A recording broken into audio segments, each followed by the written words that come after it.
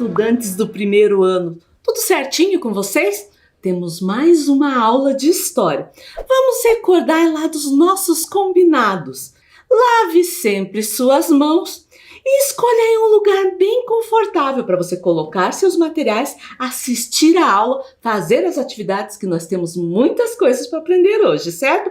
E por falar em materiais, nós vamos precisar hoje dos seguintes materiais: caderno ou a folha para registrar a aula, folhas coloridas, lápis de cor, canetinhas, giz de cera, lápis de escrever, borracha, tesoura e cola. Eu vou dar um tempo aí para vocês pegarem esses materiais, certo?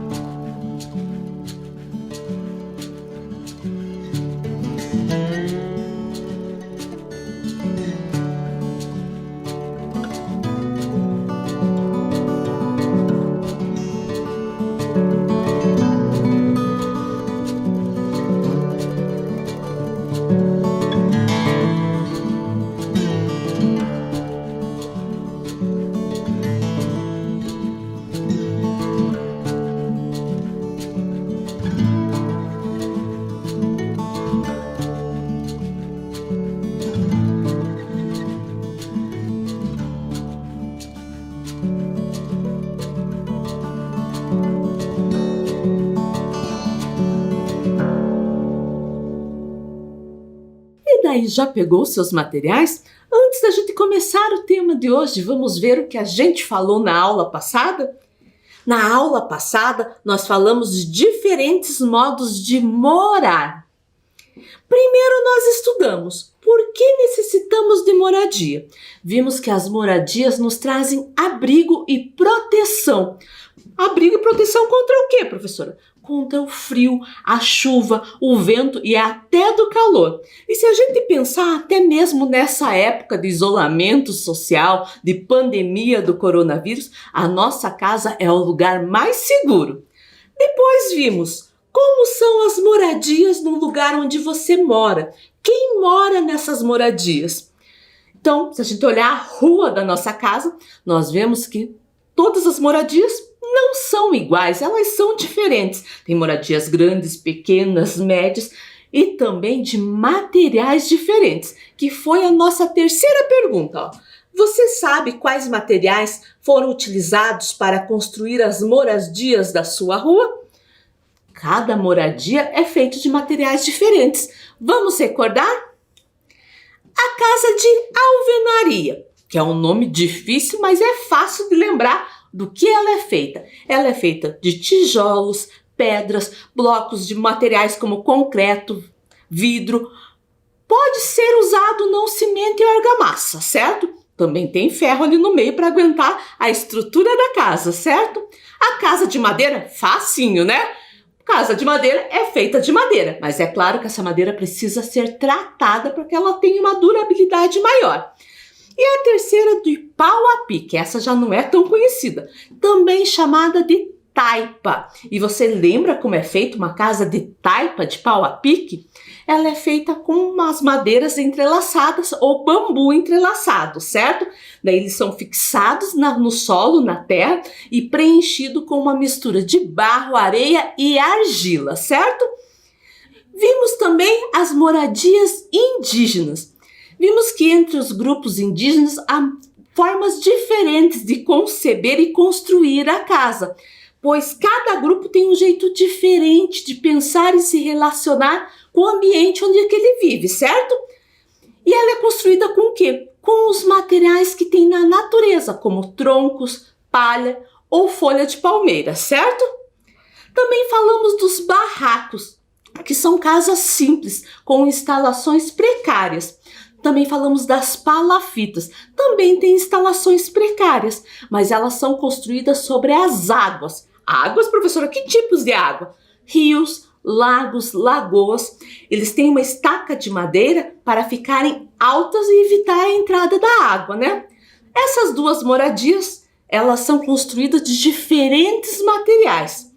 E essas casas são construídas em bairros mais populares, que muitas vezes não possuem os serviços públicos essenciais, como água tratada, eletricidade, coleta de lixo, entre outros, certo? E vimos também sobre casa própria e casa alugada, lembram? A casa própria é aquela que a pessoa é dona da casa.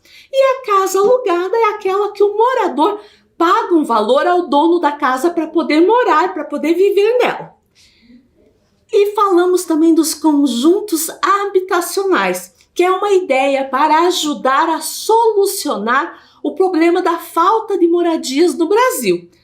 Uma habitação que pudesse ser popular e com um custo menor para que a população pudesse comprar a sua casa própria. Tudo isso nós vimos na aula passada. Agora vamos ver o nosso tema de hoje. E a Vivi veio nos falar qual vai ser a aula e qual vai ser o tema. Nós estamos na aula 11 e o tema é Identidade da Criança, Comunidade. Então pegue lá o seu caderno ou a sua folha, você vai registrar essa aula, colocando a data que você está assistindo a aula 11, História, Comunidade. Eu vou dar um tempo aí para você fazer isso, certo?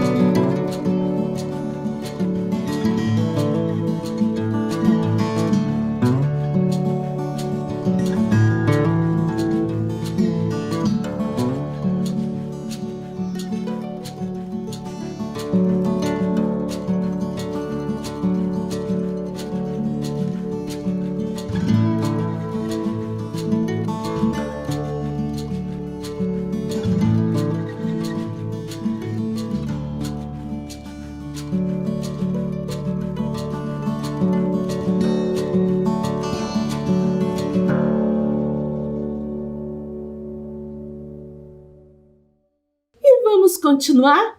Olha o recado que a Vivi trouxe para nós. Ninguém pode viver sozinho, afastado ou isolado de outras pessoas. As pessoas vivem em grupos sociais ou em comunidades. Somos seres sociais, nós precisamos da cooperação, da ajuda, precisamos interagir, conversar e aprender com as outras pessoas. Nós vivemos ou em grupos sociais ou comunidades. Às vezes até as duas ideias se relacionam. Mas você sabe diferenciar o que é um grupo social, o que é uma comunidade? Vamos aprender? E a Vivi veio nos falar o que é grupo social. Grupos sociais é um conjunto de indivíduos que têm o mesmo interesse em comum. Então, são pessoas que se unem por interesse em comum. E nós já vimos isso em outra aula.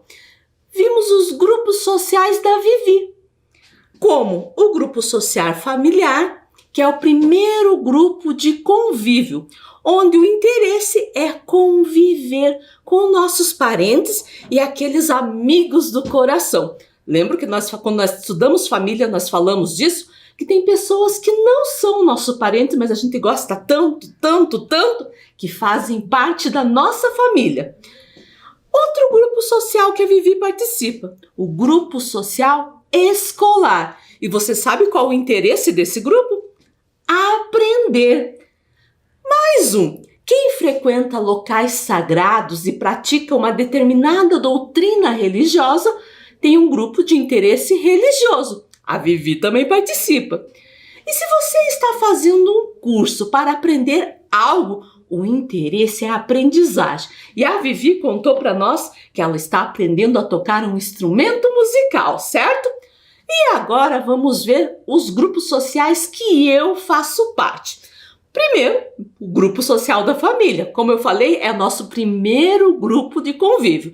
Tem os nossos familiares, os parentes e os amigos de coração também. Grupo do trabalho. No meu caso, o meu grupo de trabalho tem professores e professoras. E sabe qual é o nosso interesse maior? Que você aprenda, certo? O grupo social da faculdade, onde eu estudo, que o interesse então é estudar, aprender. O grupo social de amigos, aqueles que fazem parte no nosso dia a dia, e eu digo uma coisa, eles deixam o nosso dia muito mais feliz. E o interesse é essa troca, essa amizade, certo? Agora eu quero saber de você.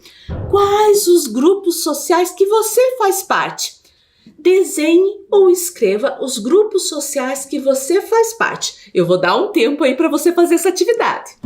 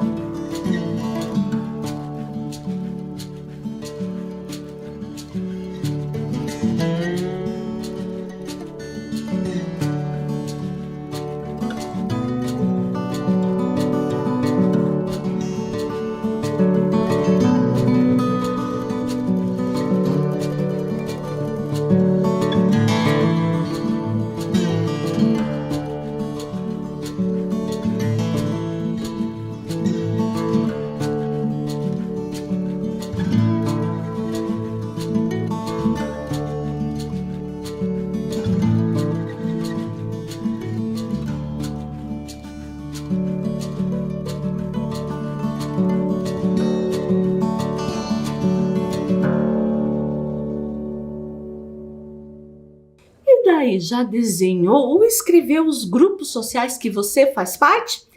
Eu estava aqui pensando, grupos sociais não deixam também de ser comunidade. E vamos ver o significado da palavra comunidade. A Vivi veio nos falar. Comunidade pode ser entendido como um conjunto de pessoas que convivem em um mesmo lugar e interagem entre si. Então, o conceito de comunidade tem a ver com o lugar em que vivemos, com as pessoas com quem interagimos, ou seja, com quem nós conversamos e vivemos, certo? E o conceito de comunidade mudou muito com o tempo. Vamos ver? Comunidade, antigamente, a Vivi veio nos falar o que era a comunidade antigamente. Grupo de pessoas que residem em uma mesma área geográfica, compartilhando um modo de vida e uma cultura. Então, antigamente pensava-se mais em comunidade aquelas pessoas que vivem no mesmo lugar, que têm costumes parecidos para viver, que têm culturas parecidas. Vamos ver alguns exemplos? A comunidade familiar. Cada família pode ter diferentes familiares, como mãe, pai, avó, avô, irmã, irmão, tia, tio, prima, primo e até outras pessoas, como eu falei, amigos ou até outras pessoas que moram com a gente. Quando a gente mora com a nossa família, nós estamos dentro de um espaço, de um lugar, de um espaço geográfico, certo? É uma comunidade. Além de grupos sociais, os dois estão certos, tá? Posso chamar de grupo social familiar ou comunidade familiar, certo? Outro exemplo é a comunidade de vizinhos que moram no mesmo lugar, que querem melhorias para seu local de vida e também acabam se ajudando mutuamente, certo? Esse tipo de comunidade tem um conceito antigo, mas ainda faz parte da nossa realidade e da nossa vida. Porém, atualmente, esse conceito de comunidade ganhou outros aspectos a mais. Vamos aprender? A Vivi trouxe esse novo conceito de comunidade, mais atual, que tem a ver com aquele antigo, mas acrescentou algumas coisas. Vamos lá? Grupo de pessoas que compartilham algo em comum, com uma história em comum, com um objetivo em comum, uma determinada área geográfica ou práticas em comum. Perceberam a diferença? No conceito antigo falava mais da área geográfica onde a gente mora e agora tem muitas mais coisas. Para ficar mais fácil, eu trouxe alguns exemplos para vocês. Na foto a gente vê comunidades de aprendizagem. Por exemplo, a escola. A escola é um lugar de aprendizagem. Se você pratica algum esporte, você também vai aprender para se tornar um atleta cada vez melhor, certo?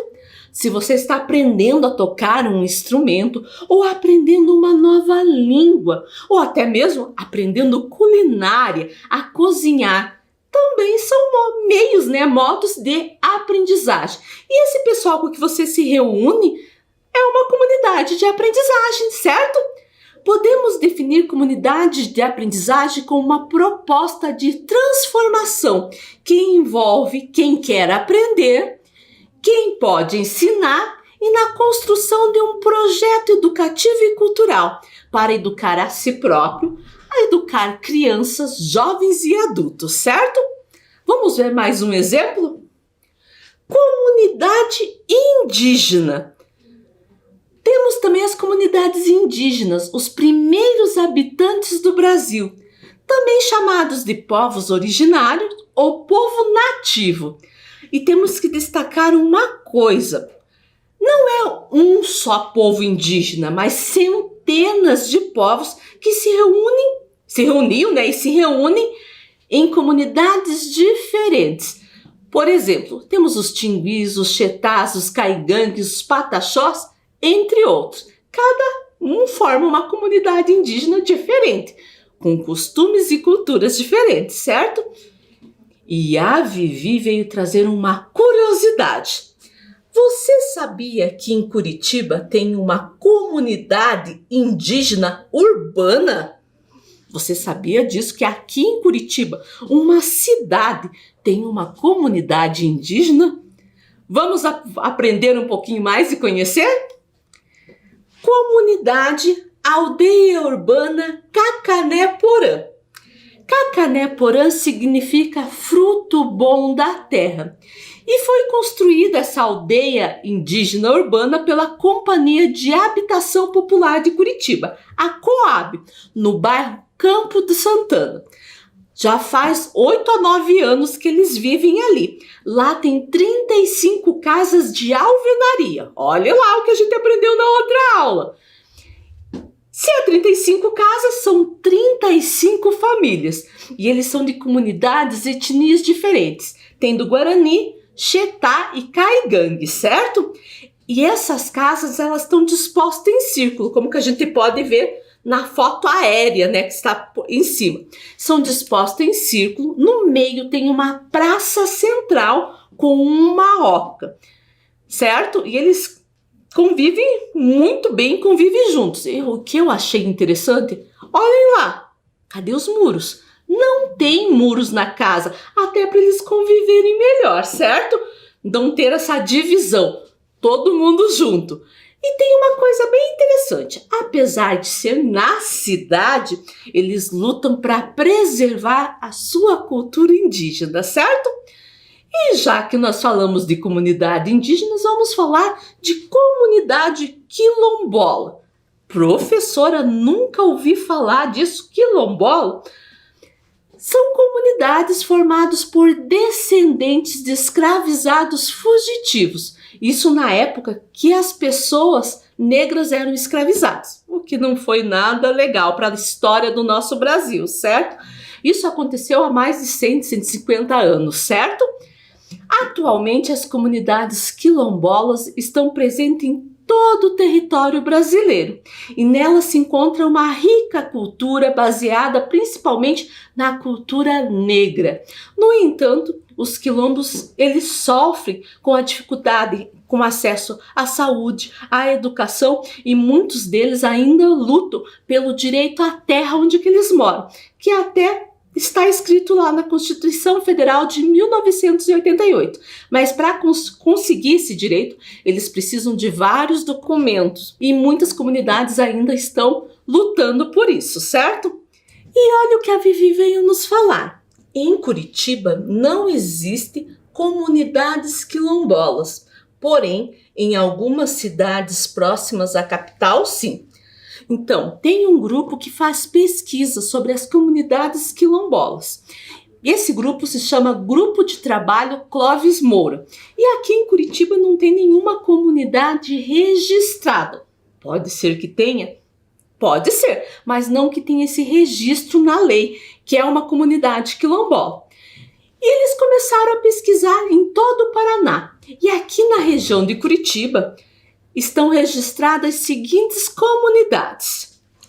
Comunidade quilombola Palmital dos Pretos. Essa comunidade fica em Campo Largo, no distrito de Três Córregos. Tem cerca de 30 famílias que vivem nesse local, certo? Eles viveram muito tempo precariamente, viveram isolados por mais de 200 anos e atualmente eles trabalham com venda de alimentos, como aparece na foto, eles preparando as conservas para que possam vender, certo? Outra comunidade é a comunidade quilombola Sete Saltos.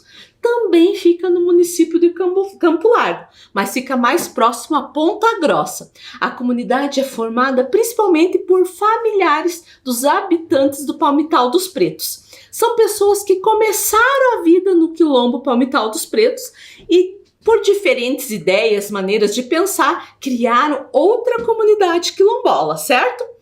E outra que fica aqui perto é a comunidade quilombola de Areia Branca. Essa fica em Bocaiúva do Sul. Atualmente eles trabalham principalmente na roça. E o legal é que a roça deles é comunitária, ou seja, todo mundo que mora na região trabalha junto, colhe junto, consome junto e também vendem esses alimentos, certo? Trabalham os homens, as mulheres, principalmente no cultivo da mandioca, do milho, da abóbora, do arroz, da batata doce e da banana, certo?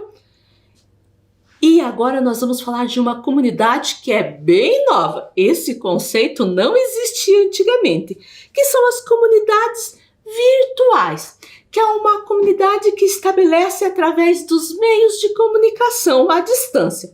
Uma comunidade virtual pode ser identificada pela união de um grupo de indivíduos com interesse em comum, que trocam informações ou experiências online. O WhatsApp, o Instagram, Facebook, LinkedIn, entre outros, são exemplos de redes sociais que possuem comunidades virtuais, certo? Mas a Vivi tem um recadinho bem importante. Para participar de uma comunidade virtual, é necessário alguns cuidados. Vamos aprender sobre esses cuidados, ainda mais você que é criança. Olhe lá o recadinho da Vivi. Não use computador, tablet ou smartphone o tempo todo. Ficar muito tempo no celular, no tablet, no computador pode virar vício. E vício não é uma coisa legal. Você, criança, tem que ter tempo para brincar, ler um livro, conversar com as outras pessoas, assistir TV. Use o celular, o computador e tablet com moderação. Para assistir às aulas também é bem importante. Você tem que lembrar que a vida não se passa apenas focada em uma tela, na internet. Temos que viver mais a realidade antes das coisas virtuais, certo? E a Vivi tem mais um recadinho. Usar computador, tablet ou smartphone perto dos seus pais ou responsáveis. Por que tem que ser perto deles? Porque eles sabem o que é melhor para você. Se aparecer algo na tela que você não entende ou não acha legal ou vê que não é adequado para a sua idade, seus pais, seus responsáveis, eles estão ali para te ajudar. Outra coisa bem importante, se o pai, a mãe, o responsável falar para você: nossa, olha aí, há quanto tempo você está ficando aí na frente da tela? Obedeça, é melhor para você. Isso, se você ficar muito tempo, vai cansar a vista, pode te dar problemas futuros, certo? E a Vivi tem mais um recadinho. Alguém já te disse, não fale com estranho? Isso vale também no mundo virtual. Aposto que você já ouviu essa frase, né? O pai, a mãe, um responsável falando para você, não fale com o estranho.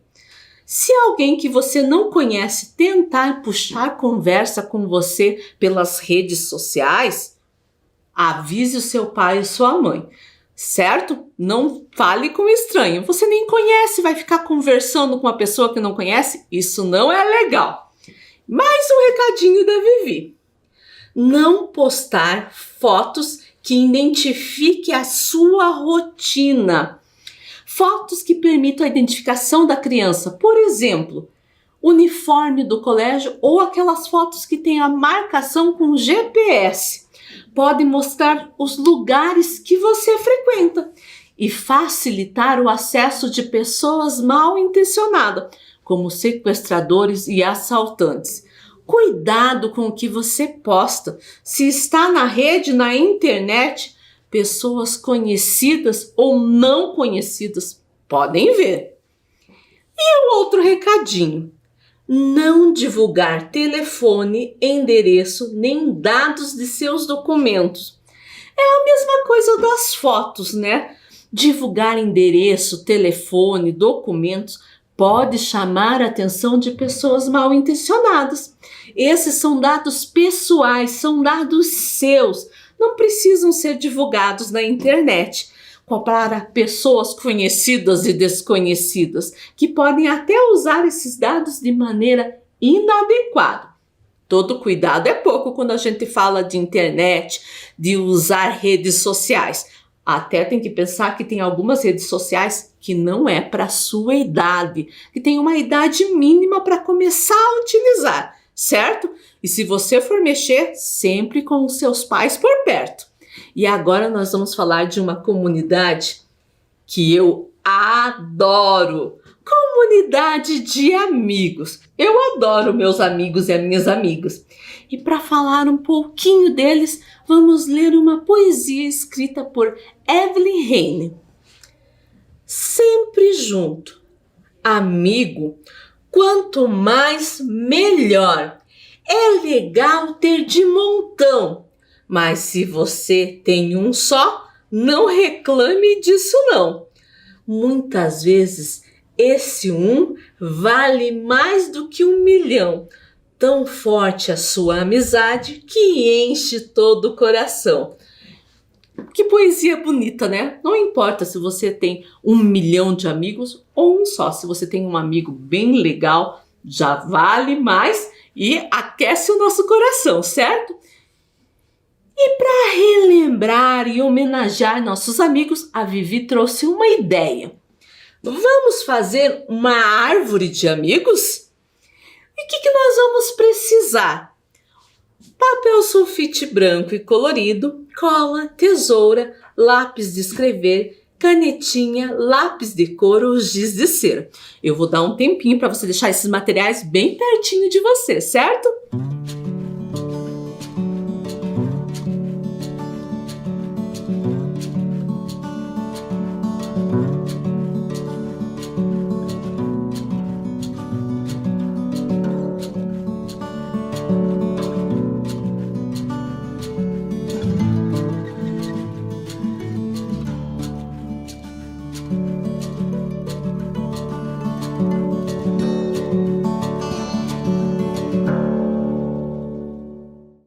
Vamos fazer a nossa árvore de amigos. Primeiro que nós vamos usar uma folha marrom para fazer o tronco da árvore. Professor, eu não tenho folha marrom. Pode usar a branca e depois pintar. E como que nós vamos fazer esse tronco? Com a nossa mão. Coloca a mão, os dedos bem abertos. E você vai contornar.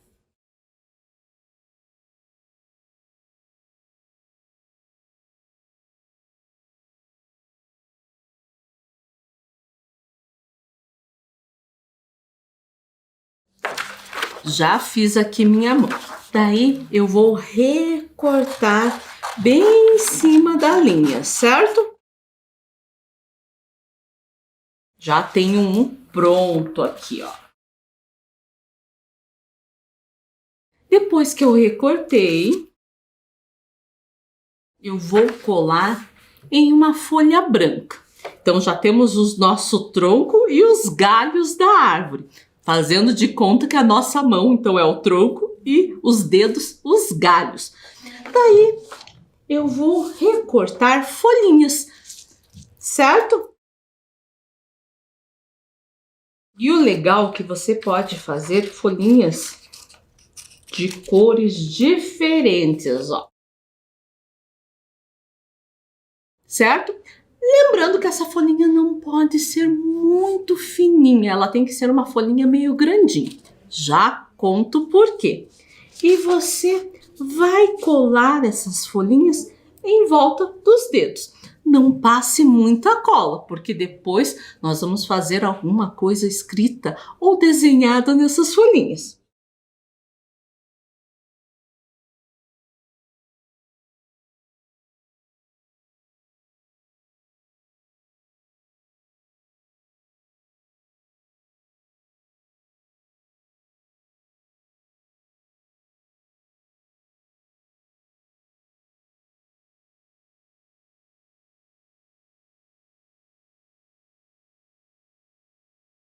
E você vai colar em toda a volta, certo? Eu vou dar um tempo para você fazer então o tronco, os galhos e as folhinhas, certo?